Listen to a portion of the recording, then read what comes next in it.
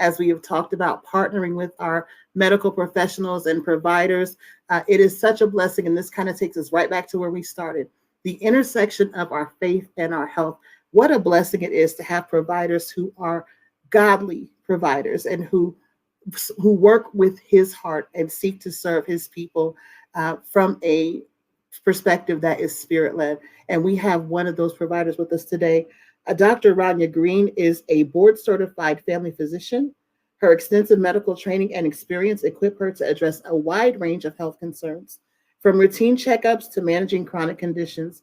She's a graduate of UT Health at San Antonio School of Medicine and Baylor Family Medicine Residency Program. She has also earned a Master of Public Health and Master of Business in Healthcare Administration, qualifying her as a proven healthcare leader. You can learn more about her as well as Rafa Healthcare over in our expo hall. Dr. Green, welcome. Thank you so much for being with us today. Thank you, Allison, for the wonderful introduction.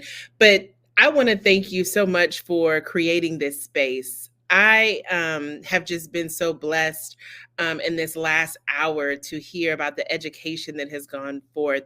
Nothing gives me more joy than to hear individuals and therefore families and therefore communities empowered and how they think about their health.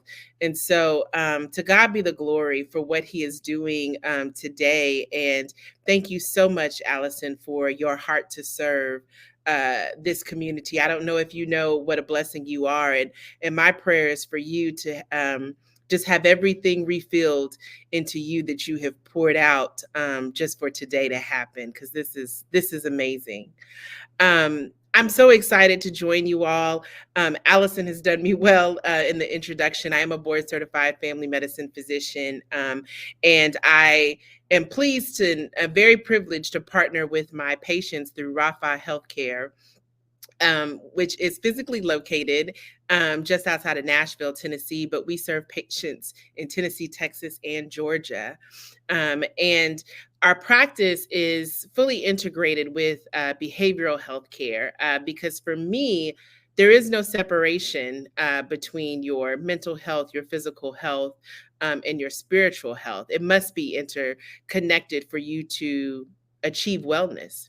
And so that's what I want to talk to you all about today, and hopefully give you some very practical tips that you will take along with you on your wellness journey. You're going to see so much overlap, I believe, in what's already been said today. And so repetition is key, right? When we're trying to unlearn things that we've held on to that are mistruths and learn new things. So let's go forward together. So we're going to really just hone in on how do you partner with your body, particularly for individuals impacted by trauma and chronic conditions. And we'll get into the definitions of different types of trauma. My goal is for you really to be able to recognize many things that you've experienced are trauma, and hopefully for you to be able to connect that to some of the things that are physically manifesting in your body. Next slide. So we've already talked about this today, but the body is inherently good as created by God. It is good. Your body is good as is. Your body is good today as is. Even to our sister who wrote out about the pain that she's experiencing, even in this webinar, her body is good. And we thank God for that. And this is really a reflection question that I hope that each of you will take with you and think about. Do you believe that your body is good as is, right? So my body's not good when I look a certain way. My body's not good when I achieve a certain blood pressure. My body's not good when the scale says a certain number. My body is good as is today. And so I want to just deepen that commitment that I hope that all of you will carry forward today with partnering with your body as your friend. Next slide. So embracing the goodness of your body. So practice body gratitude through gentle movement. That's a great place to start. I tend to refer to exercise in my practice as joyful movement. So you do need to move your body. Your body needs to move. Your body needs to be able to stretch, to bend, to hold things. Your body appreciates that. So gentle movement for all of us looks like something different. It could be stretching, it could be yoga, it could be bar, it could be Pilates, it could be walking, it could be running. So make sure that you're incorporating joyful movement and hopefully further sensing an appreciation of where your body is right now. Connecting with nature is another way that you show up well for your body and connect your mind, spirit, and body together. So experiencing how do blades of grass feel under my feet? What about the cool of the concrete? How does that feel to me? Letting the wind whisper to you, but really taking time to marvel at you being able to experience all that is around you. You can't do that without your body. So practice body gratitude in that way. And then I know that you all have already talked about journaling, but journal to foster appreciation for what your body can do, whether that's listening only because it's difficult for you to move, or maybe you walked further today than you have been in the weeks prior, but making sure you're appreciating for how your body is showing up for you daily. Next slide. So, how does pain affect the body and the brain? So, trauma and chronic pain can certainly alter our brain chemistry for sure, and how we process things. You may have heard others say that you're viewing things through the lens of your pain, or excuse me, through the lens of your trauma. So that's true too. But how does it show up in our body? Well, physiologically, it's things like raising your cortisol levels, or altering your thyroid chemistry, or even causing issues in our reproductive hormones.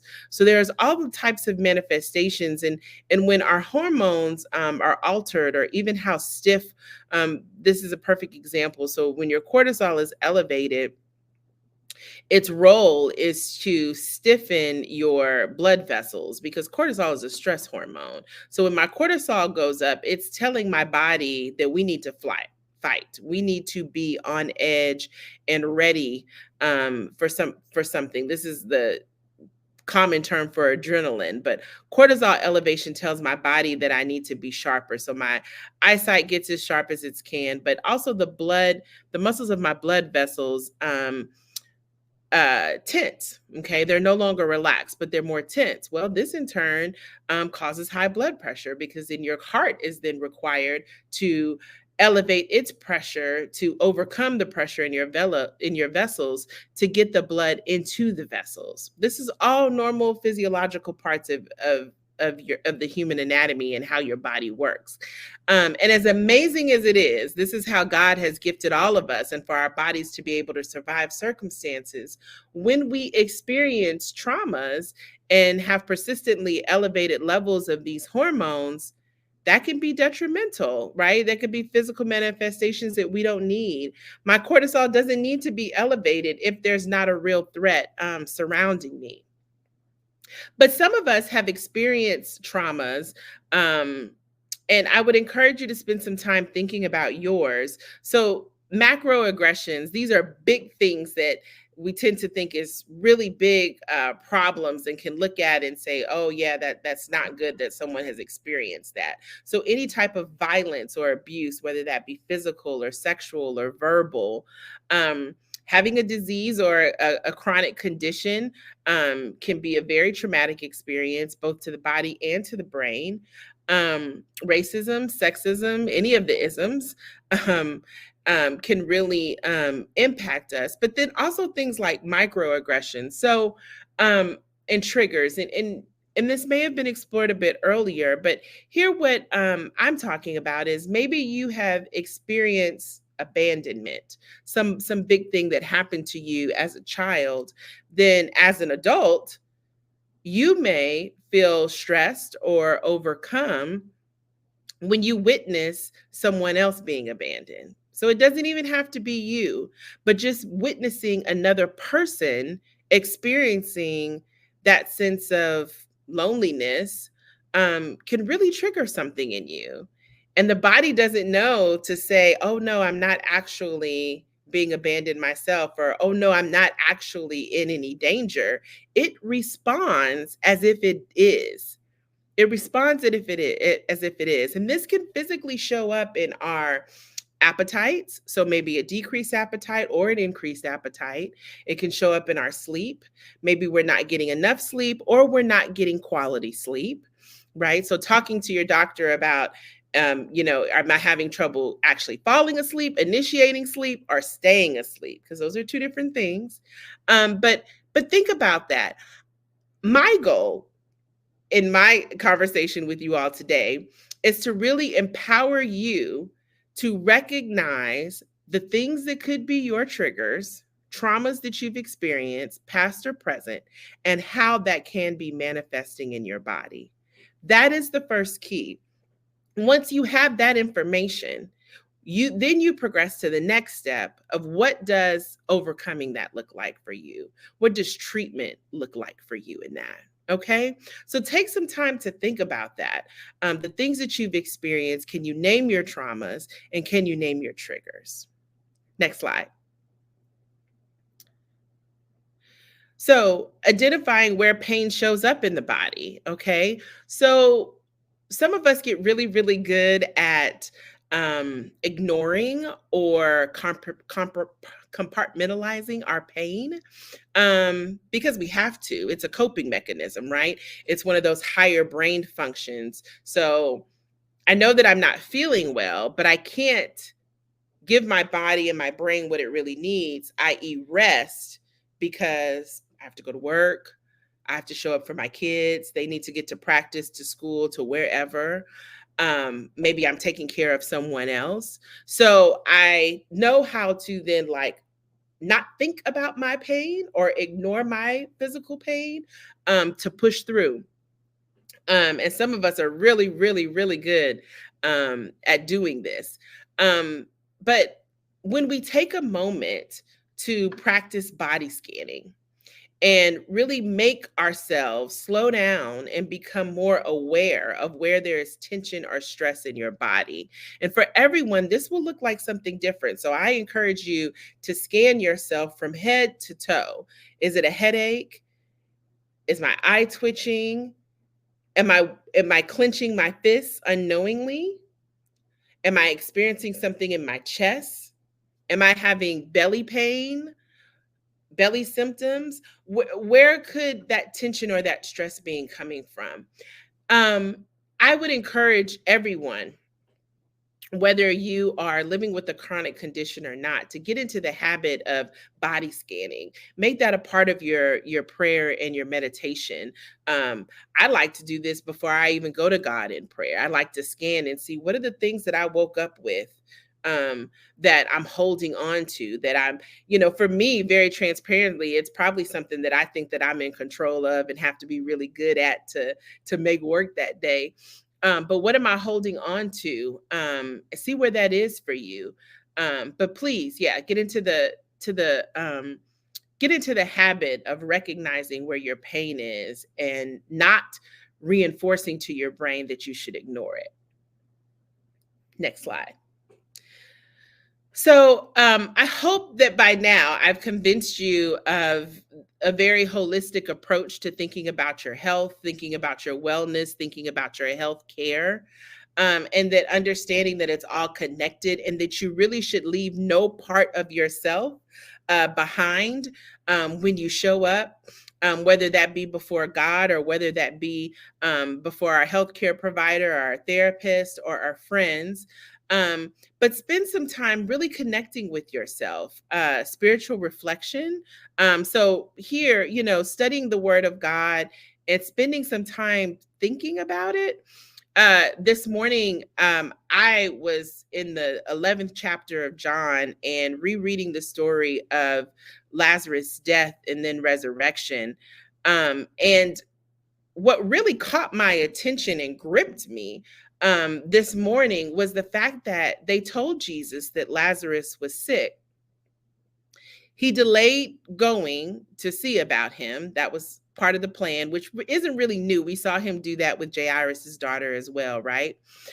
So we see him delaying to go to Lazarus' side, but when they told him that Lazarus was dead, he cried.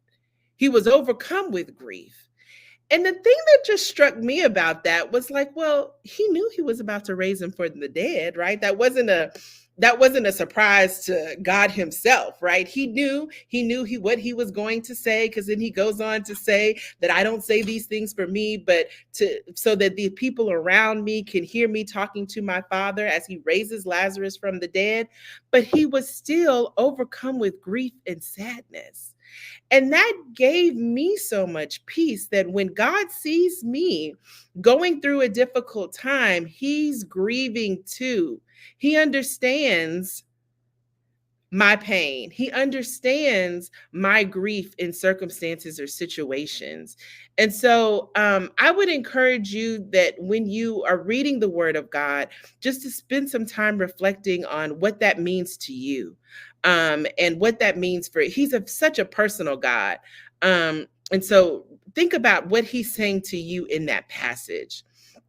Prayer and meditation, taking all of your cares before God, showing up before God fully. We are not supposed to come before God not wanting to talk about our pain, not wanting to pretend like this illness, this whatever diagnosis we have been labeled with is bothering us. We are not supposed to ignore it. You can come and say, you know what, Dr. Green told me that I have diabetes, but I don't claim that for my life, and I want to start walking out my healing right now. Okay, you should come to God that way. Have no shame in that. But daily mindfulness is about taking care of yourself, showing yourself grace, which we have already talked about today, and being aware of our thoughts and our feelings and how we're moving in the world. And then physical activity. So making sure that you're getting in that joyful movement.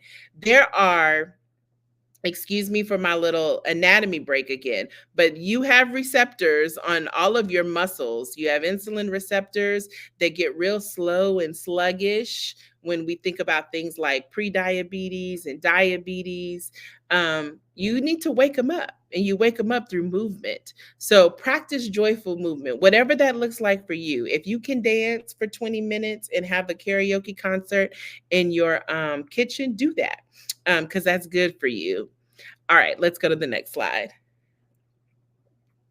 All right, so healing trauma and pain.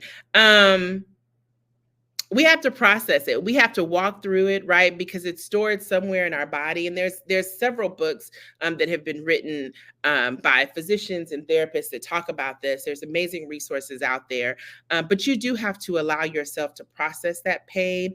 And you know, my heart really goes out to anyone who has experienced trauma and pain that they can't talk about, that no one knows about.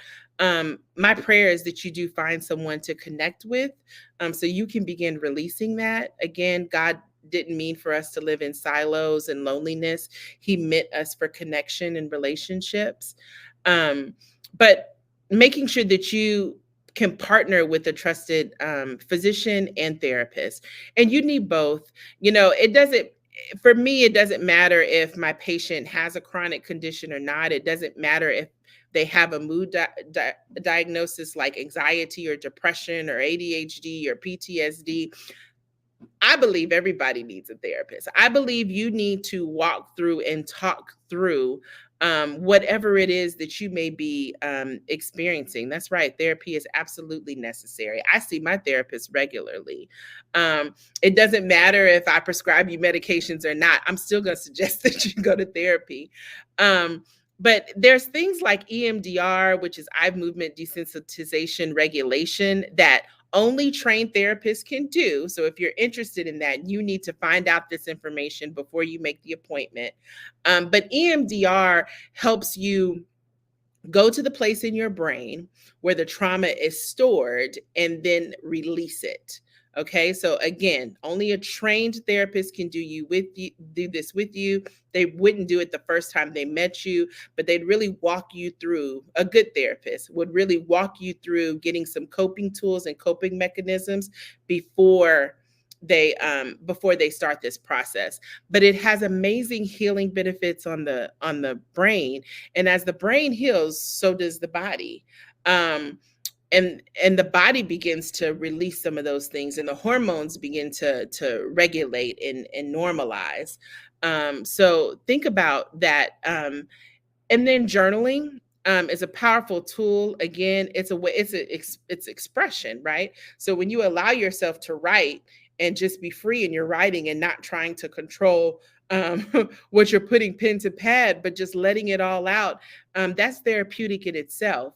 Um, but most importantly, self-compassion daily, right? So in all things, have grace for yourself on this journey. Some days you're going to show up much differently than others, and that's okay. None of us are expected to be the same at all times. None of us are expected to be robots. You are a spiritual being having a physical experience, and so allow yourself to show up however you need to show up that day. Next slide. All right. So I think this first point can be difficult and really does take some practice, but shifting the focus from the limitations of the body to its potential for healing. Okay. And that can be hard because so many times we only see what we can't do, or what we can't wear, or where we can't go, or what we don't have, right? That's the message of the world, quite honestly. That is a spiritual principality that all of us are wrestling against. Because let me tell you this: if you're in a fully abled body, looking exactly how you want to, there are still going to be some things that you find wrong with your body. You're never going to just wake up and be totally pleased with everything in terms of, oh, if I would have designed me, I would have did it just like that. No, like we all should be releasing that every day, right? And so we're releasing that and moving towards the mindset of my body is good as is. Even though I'm working on things, it's good as is.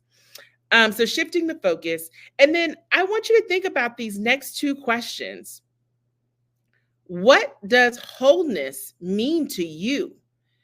Because what it means to you is going to mean something different than to me or your friend. But what does it mean to you? What does wellness mean to you? Listen, for some people, wellness is I'm able to get up and take myself to the restroom. I'm not dependent on anyone to help me with my activities of daily living. I can dress myself. That's a good day. I feel well when that happens. For other people, it might be I walked 3 miles today. That's what I drank. I drank all my water. I walked 3 miles. I fed myself today. What does that mean for you? So I want you to think about that because we're all on a journey again. And when you know that, that informs how other people can relate to you, even your healthcare providers, okay? Even your therapist for that matter. But what does wellness and what does wholeness mean to you? And then just making sure that we're doing everything that we can in a day to connect that way. Is it going to be perfect? No. But if I know that it feels really, really good for me when I can get up, I can spend my time with God, and I can walk. Sometimes spending my time with God while I'm walking. If I start to recognize, because I'm being more mindful, that this is what helps me move and process through my day, then I want to be intentional about making that happen. Okay. So think about how you are going to show up for you. Okay. And hopefully, as you are more mindful in scanning your body, and even practices that don't make me feel that good. Somebody told me to do this, but it really doesn't feel that great. Be mindful of that and figure out if that's something that you can step away from. Okay, next slide. Um, I know that you all know this, but faith and spirituality serve as the cornerstone for healing. So making sure that you are doing this practice daily. This is not going to be perfect either. God understands that, but I hope that you all. It's been reaffirmed that you should show up as your full self with God, because He already understands, He already knows, and He's receptive to you bringing all of that to Him. So making sure that is where you start in this journey. Okay, next. Okay, so partnering with your healthcare provider on your wellness journey. My biggest takeaway from this is actually the second one, is to advocate for yourself. There are many times in healthcare, the healthcare system, number one, can be extremely difficult to navigate. Extremely difficult to navigate. Even as a physician myself, when I have to seek care for other people, for my loved ones, it's hard. It's hard. And I know what to ask for and what to say and who to talk to, but it can still be very difficult. Please don't stop advocating for yourself. Please understand that someone's dismissive tone or a confusing set of steps in order for you to have care is not a reflection of you. You matter at all times. But please feel comfortable advocating for yourself. And if you are with someone whom you cannot feel comfortable advocating for yourself, if they seem insulted or disrespected by your questions, you might need another physician. You might need another healthcare provider. And I don't say that lightly, because I know how challenging it is to connect with folks. I know how challenging it is to find someone who is in your insurance or in your area, and especially when you're seeing specialists. So I do not say that lightly, but I also want you to receive the best care possible for you. I want you to have a personalized care plan that reflects your goals. Okay. Because maybe my goal is I'm able to walk 3 times a week. That's my goal for my pain control. Or maybe it's, that my hair will stop falling out. I want you to be comfortable saying that, and with your physician, with your healthcare provider. So I hope that you all can feel comfortable advocating for yourself, even when it comes to requesting certain labs or tests. I feel like that's a common issue that sometimes healthcare professionals can be dismissive about. I would just encourage you to ask them why they don't think that it's necessary, or if I have this information, what can I do? What could we then do with it? Really seek to understand the reasoning behind your treatment plan. Are there other medications that are available that would give me similar results? What are the full spectrum of side effects that I could experience?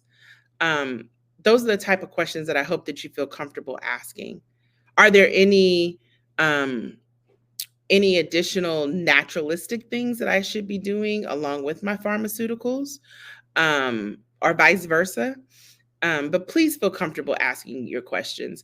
The other thing I guess I just want to mention here is this adage of losing weight. Shalene, I think that Shalene, the dietitian, did a beautiful job, and I echo her sentiment about breaking up with the diet. The big secret is, as a physician, I only need your weight for one or two things. If you have congestive heart failure, I need to know if you are gaining or losing weight rapidly, because that tells me what water is doing in your body. And number two, some medications, the prescription is weight-based, which is not usually the case for adults. It's usually true for children.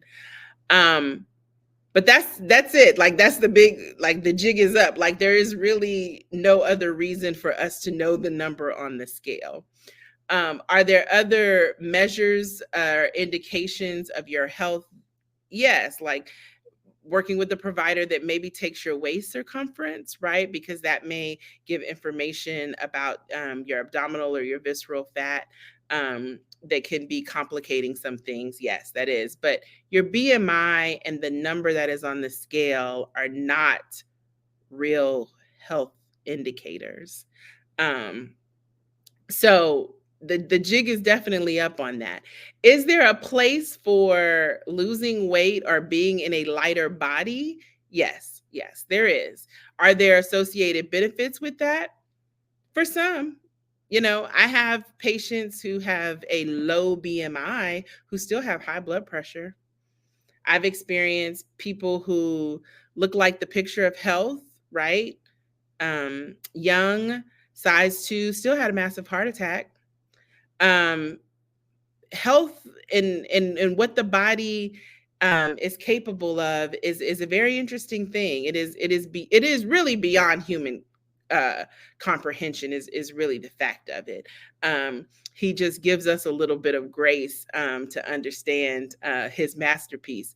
But I do want you all to be freed from the idea of the number on the scale and really think about what are the foods that serve me well, because nutrition certainly plays a role. I'm not saying that it doesn't, but nutrition plays a role, movement plays a role, in all of that. But please don't get tied to the number on the scale. So I was delighted to hear Shalene how she conveyed that as a dietitian, and I stand with her on that. And then lastly, engage in your follow-up care. So once you are able to really come up with someone and say, hey, these are my goals. I'd like a pain-free hour every day, or I would just like to bring the pain from a 10 to a 7, whatever it is, and you guys have a personalized care plan, engage in follow-up. Okay. Do I need to see you again in 3 months, 6 months? Who else needs to be involved in my care? Are you sending me to a specialty provider?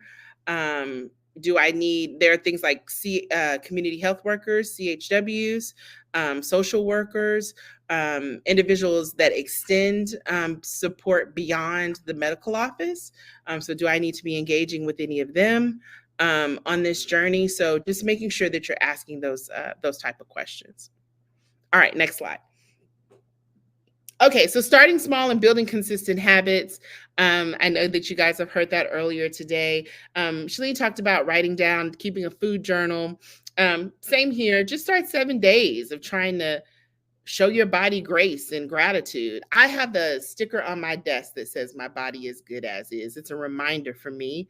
I have something in my office that says the same so that my patients see it. But 7 days of telling your body thank you for how they showed up for you today, and movement, and any healing practices that work for you. Okay, so we've talked about a lot of things. We've talked about body scanning. We've talked about spiritual reflection. We've talked about connecting with nature. We've talked about movement. Whatever it is that you find is a healing practice for you, if you could implement that for 7 days, that would be great. And then partnerships. We all need somebody. We all need somebody. And I pray that all of you have somebody. That is my prayer, that the Lord will give you one somebody to help you along this journey. And it's really for 2 reasons. So social connectedness, right? For somebody that we can say, hey, I'm not having a good day. I like to show up as a 7 and I'm, on a 4 today. Or I'm having a 7 day, an 8 day, but somebody who we can share experiences with. And then also accountability. When I let someone know, hey, I'm trying to move my body more. I'm going to try, bar class, because bar is an amazing.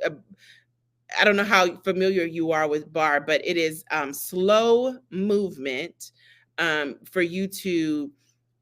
They instruct you to move muscles, move muscle groups very slowly, or hold a muscle group in a certain area. So it's probably some muscles you haven't thought about in a while that are getting the work out there. But having someone to try those things with as the weather gets cooler, maybe spending more time outside, but just someone that you can connect with and who will also help you be accountable for your goals. Okay, next slide. So in closing, this is an ongoing partnership, right? It's going to be yours forever. Our bodies were meant to be dynamic, changing, ever changing. Okay, that's how we were designed, how we were created. The people of the biblical days too. I mean, if you think about like the Old Testament, do you think that the Israelites' bodies showed up the same when they were in Egypt versus when they were in the wilderness? You know, that we were meant to be able, our body was meant to be able to change for whatever season of life that we are in.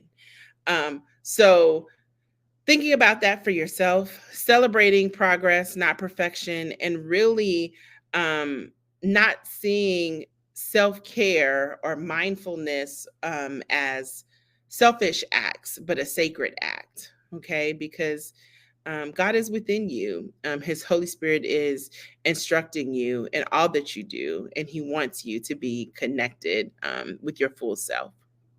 So that is it for me. Thank you again for allowing me to join this virtual summit. I have been so blessed by you and your presence today. And I thank God for you, and we'll be continuing to pray for you. Thank you, Allison. Thank you so much, Dr. Green. This has been so amazing. And I just want to share one thing before I let you go. This has been absolutely emotional for me this whole day, and particularly your segment, because there were so many things that have been said today that I would love to have heard when I was first diagnosed. A lot of these things, I'm like, yes, thank you, Lord, that this information is being shared, because this is really what we need to really be able to engage with God in our health management, to be fully invested in that, and to understand that we are not helpless in this journey. That there are so many things that I heard Shalice say earlier, that there are some things that we cannot control, but we can manage the things that we can control. Yes. And that it is so important to involve and invite God into that. So thank you so much for everything you shared and helping us to understand how better to partner with our bodies. Thank you, Allison. Thank you again for all Absolutely. you're doing. Thank you.